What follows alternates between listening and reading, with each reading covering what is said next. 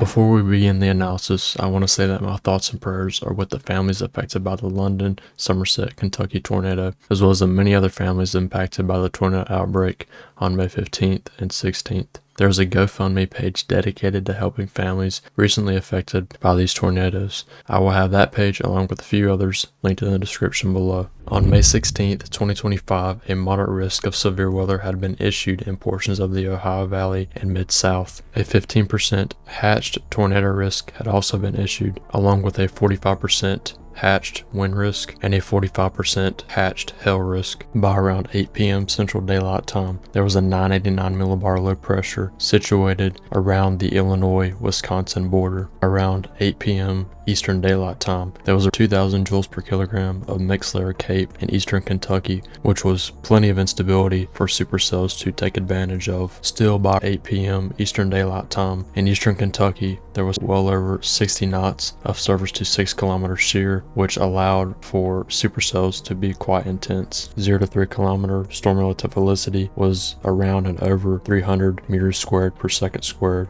and usually values of over 250 meters squared per second squared indicate tornadic potential. Around the same time, the significant tornado parameter was starting to spike in portions of central and western Kentucky, while eastern Kentucky was slowly starting to ramp up. A tornado watch was issued that was valid from 7:15 p.m. until 3 a.m. Eastern Daylight Time, and this watch included Ohio, West Virginia, Indiana, and Kentucky. A little after 11 p.m. Eastern Daylight Time, a mesoscale discussion was issued and was valid until 1:15 a.m. Eastern Daylight Time on the 17th of May 2025, and in this mesoscale discussion they highlighted the storm that was ongoing and had already moved over Somerset, Kentucky, and was moving eastward towards London, and they highlighted this area and said an EF2 plus tornado will be possible over the next hour. By 10 p.m. Eastern Daylight Time, a supercell thunderstorm had developed and was heading towards Jamestown, Kentucky. At 10:27 EDT, the tornado touched down just northeast of Jamestown. As the storm moved eastward, low-level rotation was well defined as the tornado made its approach to Somerset. By 11 p.m. EDT,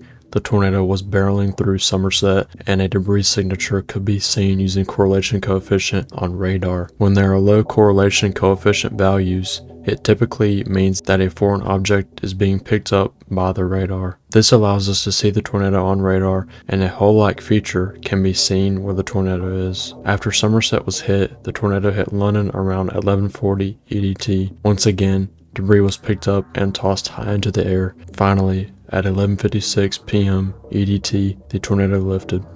After crews had surveyed the damage, the tornado was rated an EF4, almost a mile wide at its peak, and sadly claimed the lives of 19 people. There ended up being well over 1,200 storm reports for May 16th, 2025 on the day of the outbreak. That'll be it for this analysis. Thanks for watching.